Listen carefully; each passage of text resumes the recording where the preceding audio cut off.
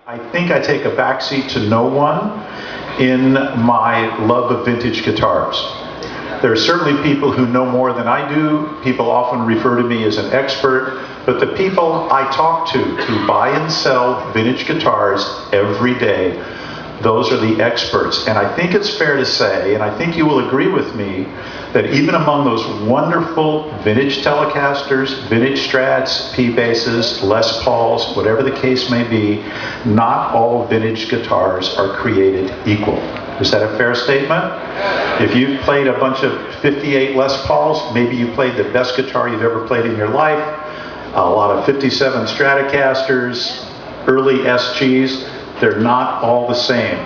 What I think it is equally fair to say about Paul's guitars, you can walk into any store or you can take it out of the box, it shows up on your doorstep, take it out, strap it on, go to the gig, it's going to deliver for you. The quality is not only exceptionally high, it is exceptionally consistent. One more thing I just want to say by way of introduction, and that is I first started seeing Paul's guitars, of all places, at vintage guitar shows. Now, I have many friends who are vintage collectors. I think you might agree with me that vintage dealers, my dear friends, and vintage collectors can be, I won't say snobbish, shall we say picky, hyper, meticulous, obsessive, compulsive in a good way. I think that's a fair statement.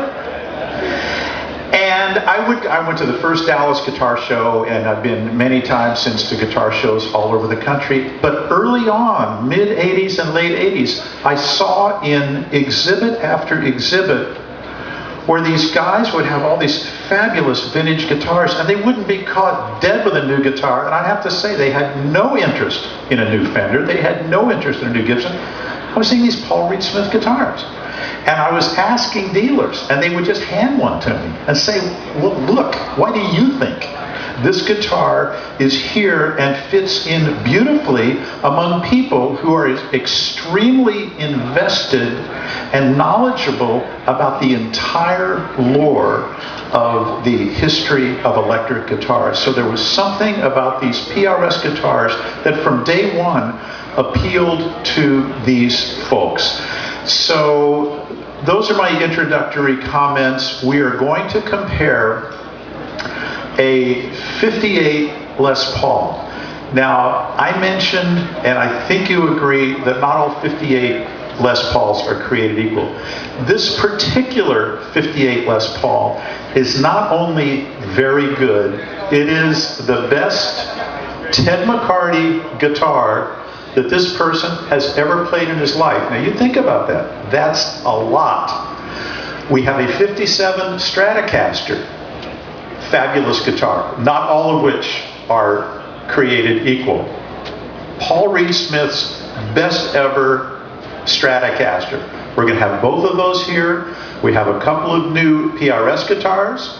We have the DC-3 and we have the SC-58. And you are going to hear two of the finest guitarists playing today, Davey Knowles and David Grissom. We're going to pull them up here. I'm telling you, there's no agenda. There's no program. We're going to hand guitars back and forth.